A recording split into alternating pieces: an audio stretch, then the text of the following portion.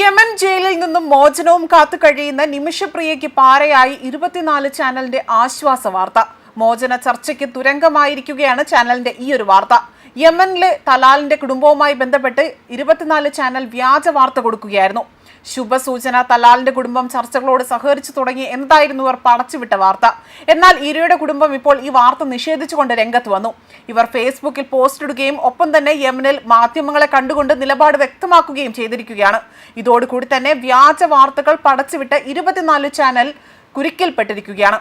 തിരഞ്ഞെടുപ്പ് അടുക്കുമ്പോൾ തന്നെ ഈ കാട്ടിക്കൂട്ടുന്ന കോലാഹലം പോലെയായിരുന്നു മാപ്രകൾ ഈ വിഷയത്തെ സമീപിച്ചത്. പ്രത്യേകിച്ച് 24 ചാനൽ കാട്ടിക്കൂട്ടിയത്. വളരെ സെൻസിറ്റീവായി കൈകാര്യം ചെയ്യേണ്ട വിഷയത്തെ ഇത്രയും വഷളാക്കിയതും വ്യാജ വാർത്തകൾ പടച്ചുവിട്ടതിന്റെ ഫലമായി തന്നെയാണ്.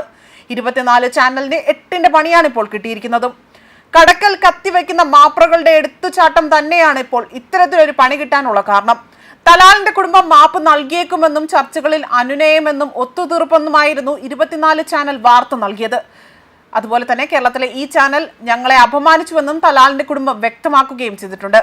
തലാലിന്റെ കുടുംബം ഫേസ്ബുക്കിൽ പങ്കുവച്ച കുറിപ്പ് ഇങ്ങനെയാണ്: ഞങ്ങൾ കുടുംബം ഇതുവരെ ആരെയും കണ്ടില്ല, ആരുമായി പോലും സംസാരിച്ചിട്ടില്ല, വിളിച്ചുമില്ല. ഇതുവരെ നമുക്ക് മാധ്യമങ്ങളിലൂടെ മാത്രമേ അറിയാവുന്നതായും ഇതെല്ലാം തെറ്റായ വാർത്തകളും പച്ചക്കള്ളങ്ങളും മാത്രമാണ് എന്നും വ്യക്തമാക്കുന്നു. ഞങ്ങൾ നിലപാട് ഇപ്പോഴും അതേപോലെ തന്നെയാണ്. ഞങ്ങൾ കൂടുതൽ ആഗ്രഹിക്കുന്നത് ശിക്ഷയുടെ നടപ്പാക്കൽ തന്നെയാണ് എന്നതാണ് കുടുംബം വ്യക്തമാക്കിയിരിക്കുന്നത്, അവരുടെ നിലപാട് വ്യക്തമാക്കിയിരിക്കുന്നത്. ഇതോടെ മാപ്രകളുടെ കടക്കൽ കത്തിവെക്കുന്ന എടുത്തുചാട്ടം അവർക്ക് തന്നെ വിനയായി മാറുകയും ചെയ്തു. ഇതോടെ നിമിഷപ്രിയയുടെ മോചനം കൂടുതൽ സങ്കീർണമായ തലത്തിലേക്ക് കടക്കുകയാണ്. കേരളത്തിലെ മല്ലൂസ് തലാലിന്റെ സഹോദരന്റെ ഫേസ്ബുക്ക് പോസ്റ്റിൽ പോയി അതിന്റെ താഴെ നിമിഷപ്രിയയ്ക്ക് മാപ്പ് നൽകണമെന്നും അത്തരത്തിൽ നിരവധി പ്രകോപിപ്പിക്കുന്ന കമന്റുകളും വാക്കുകളും ഉപയോഗിച്ചു. ഇത്തരത്തിൽ ചെയ്തതോടുകൂടി തന്നെ ഇപ്പോൾ അവരുടെ വാശിയും വൈരാഗ്യവും എല്ലാം തന്നെ മനസ്സിൽ കുറച്ചുകൂടെ ആഴത്തിൽ പതിയുകയും കൂടുകയും ചെയ്തിട്ടുണ്ട്. അതിന്റെ ഇടയിലാണ് ഇപ്പോൾ മാപ്രകൾ ചാനൽ റേറ്റിംഗുകൾ മുന്നിൽ കണ്ടുകൊണ്ട് തന്നെ ഇത്തരത്തിൽ വ്യാജ വാർത്തകൾ പടച്ചുവിടുന്നത്. എന്നാൽ ഇതിപ്പോൾ നിമിഷപ്രിയയ്ക്ക് തന്നെ വലിയ പാരയായി മാറുകയാണ്. മാത്രമല്ല, സേവ് നിമിഷപ്രിയ ആക്ഷൻ കൗൺസിൽ പോലും ഇപ്പോൾ വലിയൊരു ഭിന്നത രൂക്ഷമായി അല്ലെങ്കിൽ അത്തരമൊരു സാഹചര്യം പിന്നിടുന്നു. ഇതോടെ നിമിഷപ്രിയ ജയിലിൽ മോചിതയാകുമെന്ന പ്രതീക്ഷകൾ വീണ്ടും വിപുലമാവുകയാണ്. അതേസമയം ഇത്തവണ കേരളത്തിലെ മാർക്സിയയുടെ യമനിലെ രാഷ്ട്രീയ മത നേതാക്കളുമായി നേരിട്ട് ആശയവിനിമയം സ്ഥാപിക്കാൻ സഹായിച്ചത് ഇന്ത്യൻ ഗ്രാൻഡ് മുഫ്തി കൂടിയായ കാന്തപുരം അബൂബക്കർ മുസ്ലിയാർ ആയിരുന്നു. 94 വയസ്സുള്ള അദ്ദേഹം ഏറെ ക്ഷീണാവസ്ഥയിലും ഷെയ്ഖ് ഉമർ ബിൻ ഫഹാസുമായി തന്നെ ബന്ധപ്പെടുകയായിരുന്നു.